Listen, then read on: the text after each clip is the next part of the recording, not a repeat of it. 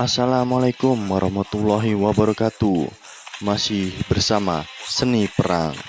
Kita akan membahas Khalid bin Walid, pedang Allah yang terhunus, yang bersumber dari buku Jenderal Islam paling berpengaruh sepanjang sejarah, karya Nabawiyah Mahmud. Selamat menyaksikan.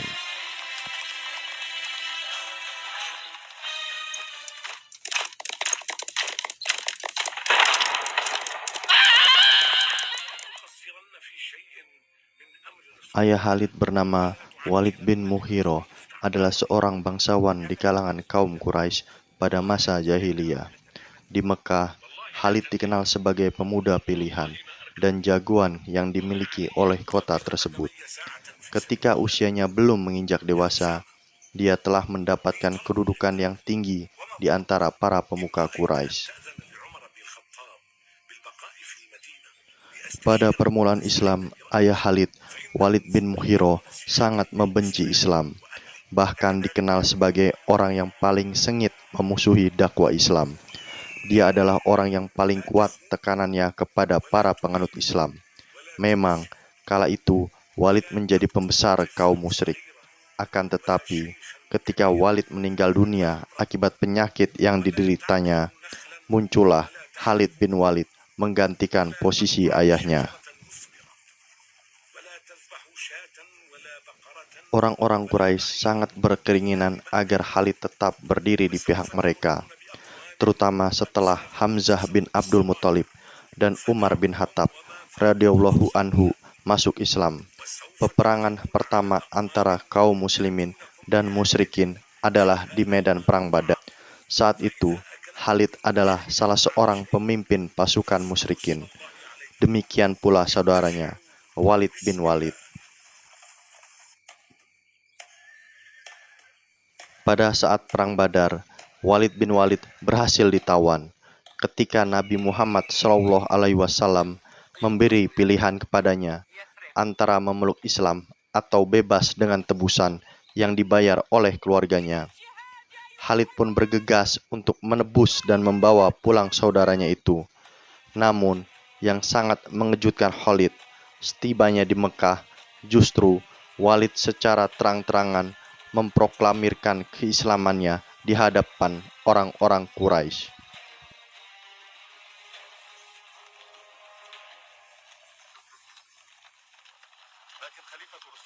Ketika Khalid bertanya kepada Walid tentang sikapnya yang aneh ini, terutama penyebab masuk Islamnya dan mengapa dia tidak mengumumkan keislamannya di Madinah, maka Walid menjawab, "Aku lihat sendiri perlakuan baik kaum muslimin terhadapku, yang aku sendiri belum pernah mendapatkan perlakuan seperti itu dari kerabatku yang paling dekat sekalipun.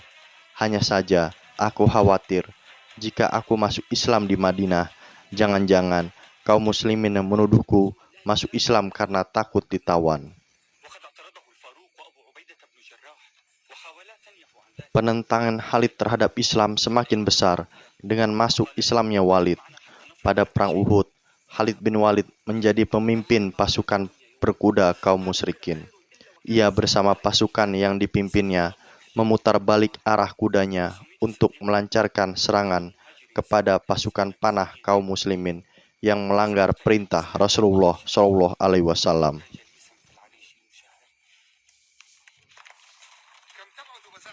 Pada tahun perjanjian Hudaibiyah, saat Rasulullah SAW dan kaum muslimin mengunjungi Masjidil Haram, kembali Khalid dengan bala tentaranya bermaksud menghalau Rasulullah SAW beserta kaum muslimin dari Masjidil Haram.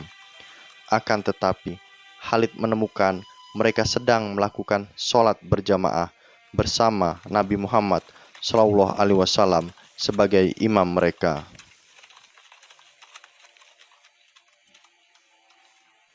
Pemandangan inilah yang kemudian membuat hati Khalid bergetar serta menimbulkan kesan yang sangat dalam pada jiwanya.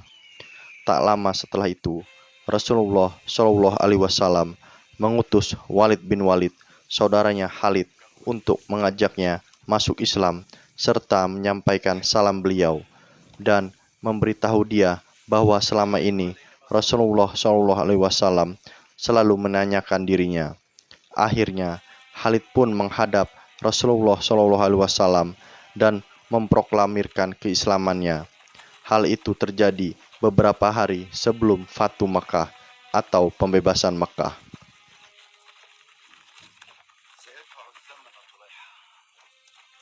Sejak saat itu, Khalid berubah dari komandan pasukan musyrikin menjadi komandan pasukan muslimin dan pedang Allah yang terhunus yang siap membela agamanya. Khalid selalu menyertai Nabi Muhammad SAW dalam setiap peperangannya dan menjadi pembela yang siap berjuang kapan saja di barisan kaum muslimin.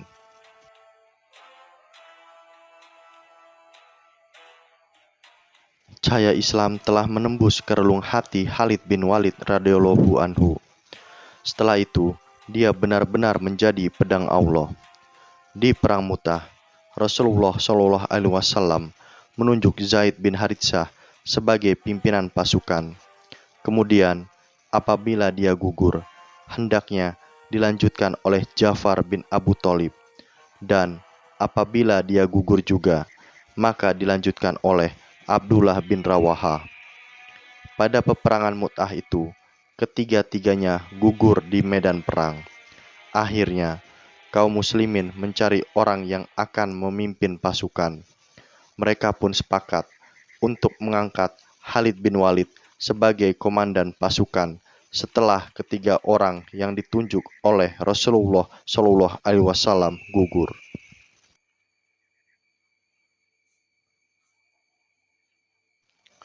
Pada perang tersebut, jumlah pasukan kaum muslimin lebih sedikit daripada jumlah pasukan Romawi.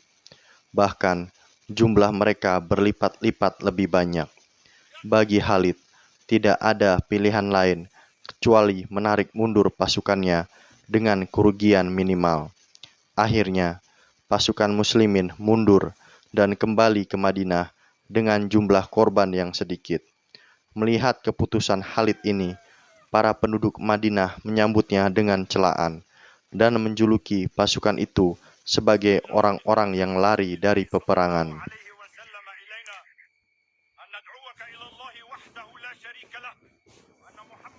Namun, Rasulullah SAW justru menghargai keputusan Khalid.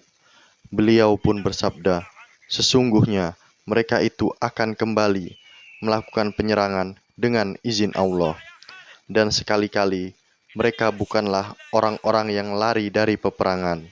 Adapun Khalid, dia tetap menjadi pedang Allah.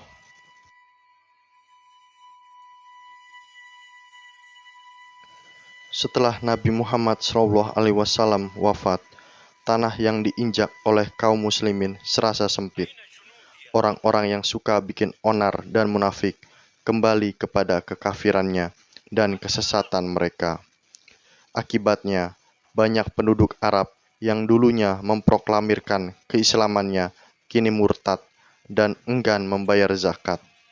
Pada saat yang demikian inilah Khalifah pertama Abu Bakar radhiyallahu anhu mengambil kebijakan untuk menumpas gerombolan mereka demi memadamkan api fitnah kemurtadan. Tidak ketinggalan Khalid radhiyallahu anhu, dia pun mengambil peranan penting dalam usaha tersebut, sebagaimana yang banyak dituliskan oleh tinta emas sejarah.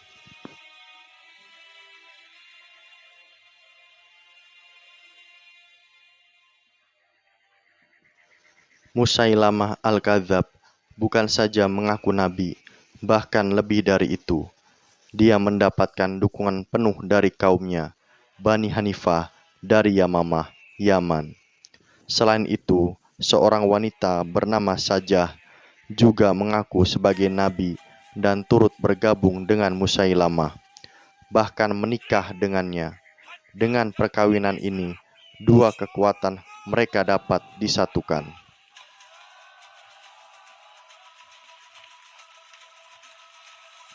Khalid bin Walid datang dengan bala tentaranya. Dia memberikan semangat kepada para prajuritnya untuk berjihad dengan gagah berani demi menumpas Musailamah dan komplotannya. Akhirnya, kaum muslimin berhasil memenangkan pertempuran meskipun sebanyak 2.000 pasukan muslimin gugur sebagai syahid dalam pertempuran itu, yang sebagian dari mereka adalah penghafal Al-Quran, sedangkan korban tewas di pihak Musailamah sebanyak 10.000 orang.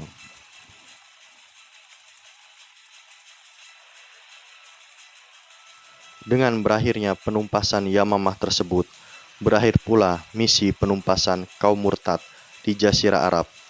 Tak henti-hentinya kaum muslimin memanjatkan syukur kepada Allah Subhanahu wa taala atas padamnya fitnah itu untuk selamanya.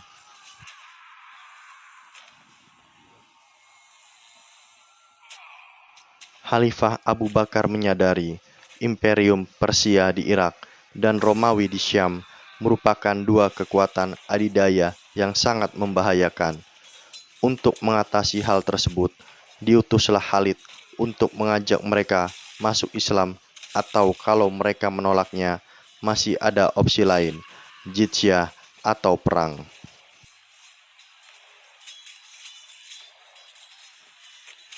Pembebasan Irak yang dijalani Khalid dalam misinya kali ini adalah pertempuran Hufair yang letaknya dekat dengan Teluk Basrah yang masih di bawah kekuasaan Gubernur Hormuz.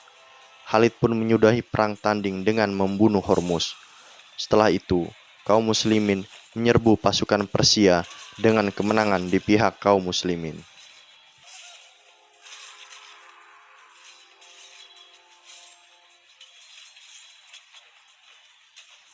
Setelah Khalifah Abu Bakar radhiyallahu anhu merampungkan tugasnya menumpas kaum murtad, ia berkeinginan mengarahkan pasukannya menuju Syam. Maka dibuatlah keputusan yang ditujukan kepada semua penduduk Arab di Mekah, Taif, Yaman, dan seluruh rakyat Arab di Najd dan Hijaz, yang isinya menyeru mereka melakukan mobilisasi umum guna melaksanakan jihad di jalan Allah dan mendapat rampasan perang kerajaan Romawi.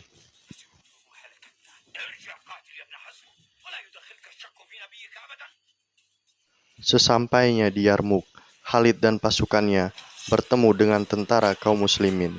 Sementara itu, di sisi lain pihak Romawi berhasil membangun pasukan besar yang jumlahnya sekitar 200.000 tentara. Di Yarmuk, Khalid menerima mandat sebagai panglima besar yang membawahi seluruh satuan pasukan. Kemudian, dia menerapkan suatu strategi pengerahan pasukan yang belum pernah ada dalam sejarah peperangan Arab.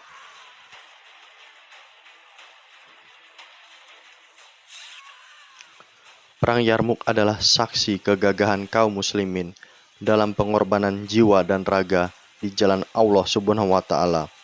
Pada perang tersebut, Khalid bertemu dengan seorang komandan pasukan Romawi yang bernama Jurjah atau Gregorius Theodorus. Sebelum kedua pasukan bertemu dalam kancah peperangan, maka terjadilah dialog antara keduanya.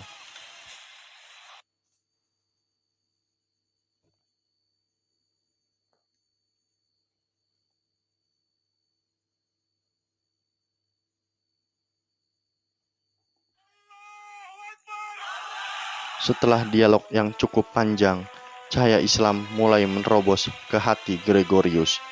Akhirnya, dia menyatakan keislamannya. Dia sempat melakukan sholat 2 rakaat. Dalam hidupnya, dia tidak pernah sholat, melainkan 2 rakaat itu. Semenjak itu, dia bergabung di barisan kaum muslimin hingga terbunuh sebagai syahid di jalan Allah Subhanahu wa taala.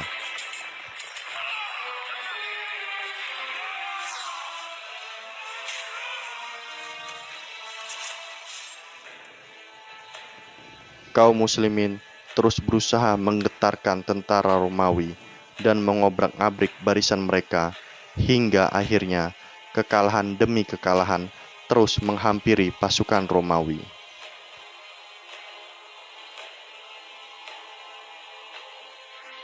Dalam pertempuran itu, Ikrimah bin Abu Jahal dan pamannya Al-Haris Al-Mahzumi serta Dirar bin Azur gugur sebagai syuhada.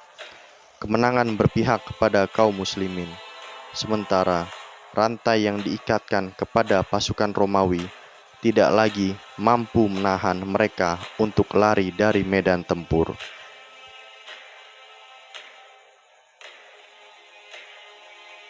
Saat ajal menjelang, Khalid bin Walid radhiyallahu anhu sempat berkata, "Aku telah berperang sebanyak 100 kali atau bahkan lebih untuk mencari kesyahidan. Tidak ada di anggota tubuhku ini, melainkan terdapat bekas luka tusuk, sayatan, atau bekas luka terkena anak panah. Akan tetapi, inilah aku sekarang. Aku akan mati di tempat tidur seperti unta tua yang mati. Maka janganlah tidur, hai mata para pengecut."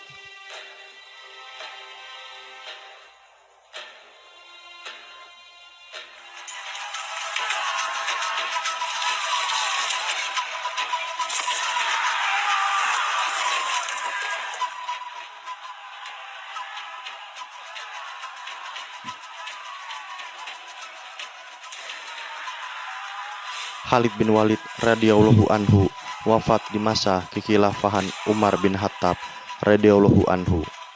Khalifah Umar radhiyallahu anhu sangat berduka atas wafatnya Khalid. Semoga Allah merahmati Khalid. Jarang sekali ada panglima perang di dunia ini yang mendapatkan kemenangan dalam setiap pertempuran sebagaimana Khalid bin Walid radhiyallahu anhu, si pedang Allah yang terhunus.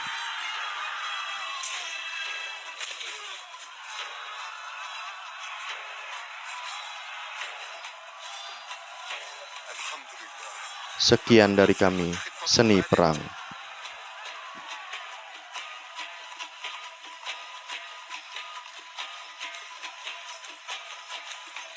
Bila Anda senang dengan video ini, bisa diklik like dan subscribe. Bila Anda rasa video ini bermanfaat, bisa di-share dan komen di kolom komentar. Mohon maaf bila ada kekurangan dan kesalahan. Sampai jumpa di video-video selanjutnya.